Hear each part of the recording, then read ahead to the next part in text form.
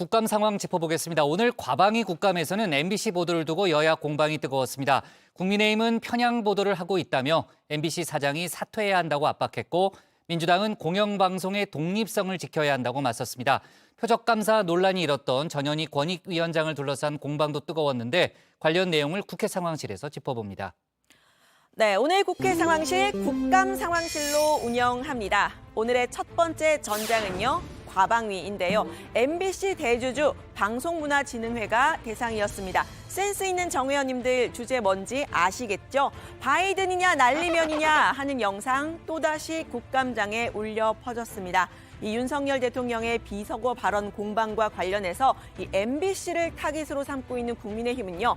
편향성 논란 제기를 했습니다. MBC가 공영방송이 아니고 북한 방송보다 더 심하다고 말을 했습니다.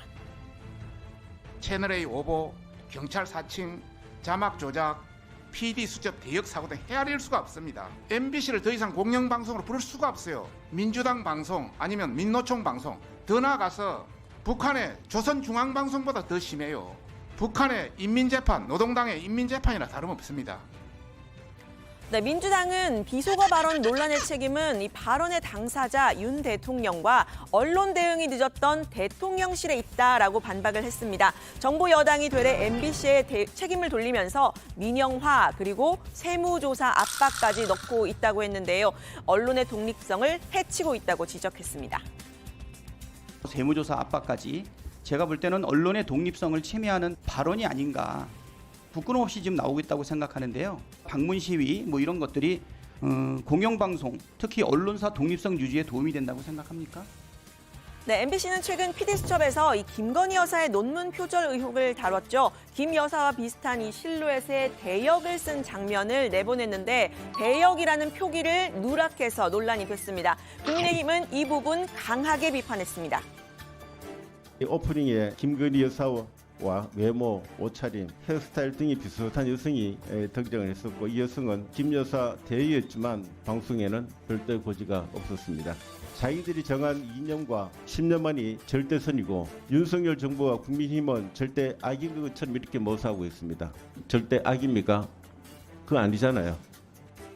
네, 이 부분에 대해서는 MBC도 이미 사과를 하고 영상을 내린 상태죠. 권태선 박문진 이사장은 PD수첩과 관련해서 이 조치를 요구했다고 밝혔습니다. 다만 이 바이든이냐 날리면이냐 이 자막 문제에 대해서는 조목조목 반박했는데요. PD수첩 보도와 관련해서는 저희가 취재 보도 준칙을 지키지 않은 것이고 방송심의 규정을 위반한 것이기 때문에 저도 MBC에 적절한 조처를 반드시 하라고 요구했습니다. MBC가 사적 발언을 날조했다든지 하는 표현은 적절하지는 않은 것 같습니다. 사실은 MBC뿐만 아니라 148개 언론들이 그렇게 듣고 그렇게 썼는데 어떻게 MBC가 그걸 날조했다라고 표현하시는지. 네, 국감 취재가 취미인 저 류 실장, 국감을 오늘도 쭉 지켜봤는데요. 여야가 MBC를 바라보는 관점 그 자체가 완전히 반대였습니다.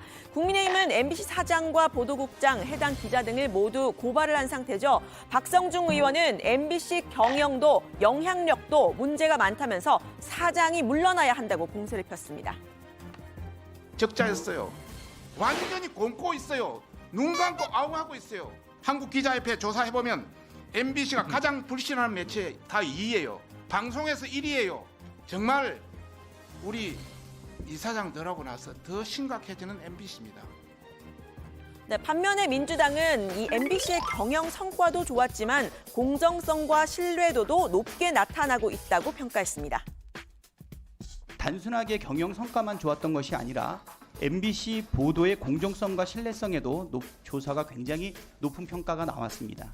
여론 영향력 조사에서도 총 4회 약 100여 개의 프로그램을 대상으로 진행된 조사에서도 2위, 4위를 유지했고 MBC가 제작한 프로그램이 전체 10개 중에 4개 정도가 위치하는 것으로 나왔습니다. 네, 이렇게 출발점부터가 다르니 결국 신경전 격해질 수밖에 없었는데요. 정청래 위원장이 지난 회의에서 이 피감기관장에게 혀 깨물고 죽지라고 발언을 했던 권성동 의원을 콕 집어서 지적을 하자 고성이 오갔습니다. 이 문제의 발언에 대해서는 민주당과 정의당 오늘 권 의원에 대한 징계안을 국회에 제출했습니다. MBC를 뭐 민주당 방송 이렇게 말씀하시는데 TV조선 채널A를 국민의힘 기관 방송이다 이렇게 얘기하면 국민의힘 의원들이 또 기분 얼마나 나쁘겠습니까? 권성동 의원님 며칠 전에 또 그 말을 하셔가지고 또 곤혹을 치르셨지 않습니까? 가르치지 말고 사회가 잘 보시라고요. 잘못하면 가르칠 수도 있죠. 아니 혀 깨물고 죽으라는 게 잘 됐습니까 그러면? 혀 깨물고 죽으라는 게 잘된 발언이에요. 네, 국민의힘의 공격은 또 다른 방향으로도 향했습니다. 지역 MBC 계열사들이 문재인 정부 시절 태양광 사업에 무리하게 투자를 했다는 의혹을 제기한 건데요. MBC 계열사에서 투자한 태양광 발전 사업 부지거든요. 75%가 호남에 좀 집중되어 있다라는 게 좀 보였고요. 광주 MBC를 계산을 해보면 한 120억 정도를 추정해서 투자를 한 거거든요. 문재인 정부 때 갑자기 태양광 사업을 시작한 것이 정부 줄서기용이다라고 이제 지금 의심을 하고 있는 거거든요.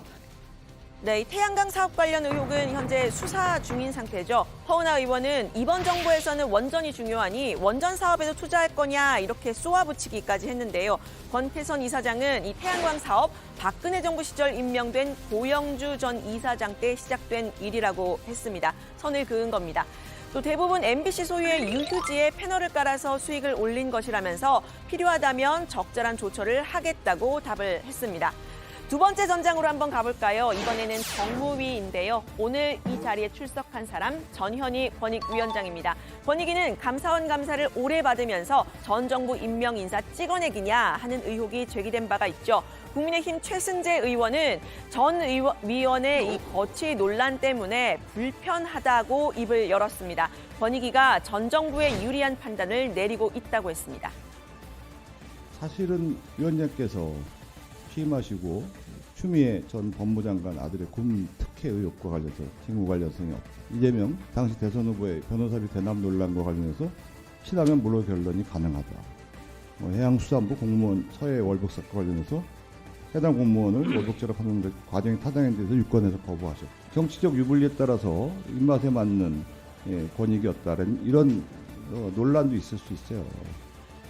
네, 민주당은 감사원이 권익위에 대해서 이 인디언 기우제식으로 문제가 나올 때까지 터는 감사를 벌이고 있다고 주장했습니다. 똑같이 문재인 정부 때 임명이 됐던 최재해 감사원장을 에둘러 비판하면서인데요. 감사원과 대통령실 간의 문자 공개, 이른바 대감 게이트를 상기시켰습니다. 최재해 감사원장은 감사원은 대통령의 국정 운영을 지원하는 기관이다. 대통령도 감사원에 특정 감사를 요구할 수 있다. 이래서 이분은 승승장구하는 거예요. 그리고 전현희 권익위원장 보세요. 의원님 지적하신 내용을 보니까 제가 왜 사퇴 압박을 받고 있는지 사실 이유를 알 수가 없었는데 이유를 알 수 있을 것도 같습니다.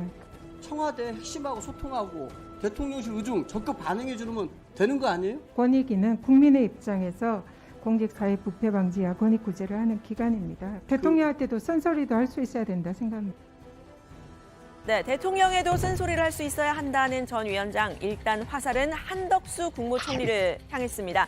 일본의 강제징용 배상 소송을 담당한 법무법인 김앤장 출신으로서 이해충돌 방지법상 관련 업무를 회피해야 한다라는 민주당 의원의 주장에 맞장구를 치면서입니다. 이 한덕수 총리가 이 강제징용 배상 판결 관련해서 직무 피해야 하는 것이 이해충돌 방지법 취지에 맞다고 봅니다. 그런데 이 총리가 또 이런 업무를 회피한다는 것이 이게 또 맞냐 이거죠. 한덕수 총리 건에 관해서는 재직했던 법인 단체 등과 업무 내용 그리고 대리 고문 자문 등을 한 경우에 그 업무 내용 또 관리 운영했던 사업 또는 영리 행위의 내용을 구체적으로 신고를 하도록 되어 있습니다. 그런데 총리께서 2줄 정도 신고를 하셨는데요. 이러한 내용을 충실히 신고를 하는 것이 맞다고 생각하고 네, 국민의힘은 전 위원장이 권익위를 사유화하고 있다 공세를 이어갔습니다. 대통령과 직접 소통을 해야 하는데 그러지도 못하고 있다고 지적했는데요.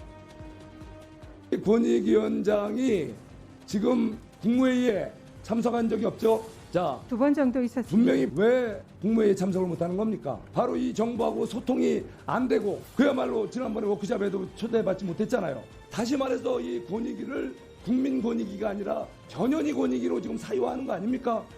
거기다가 또 주말에 국무회의에 참석하고 싶습니다. 잠깐 들대 좀 붙지 않았어요? 참석하게 해주십시오. 네, 그런데 이 전 위원장이 국무회의가 불참하는 것, 전 위원장의 뜻은 아니죠.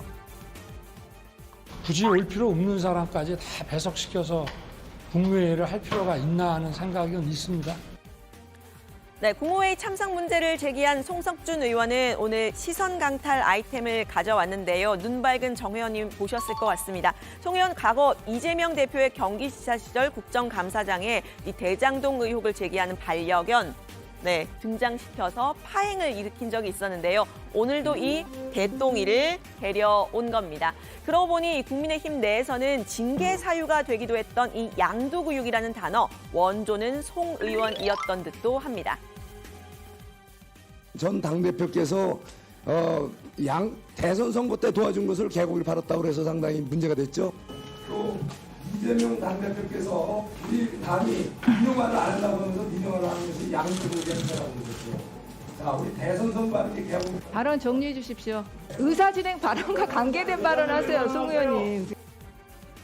네, 오늘 국감도 여야의 충돌 만만치 않았습니다. 전 정부가 임명한 인사에 대한 감사부터 이 거취 논란까지 여러 개의 상임위에서 논란이 됐는데요. 국정감사장에서 이 정책보다는 정쟁이 부각되는 모양새인데 국감 취재가 취미인 저로서는 이 남은 국감 기간 동안 좀 더 생산적인 논의가 오가기를 바라봅니다. 오늘 발제는 이렇게 정리합니다. 혁계 물고 죽지 발언으로 또 고성, 징계 요구도, 거취 논란 전현희 위원장, 대통령의 쓴소리 할 수 있어야.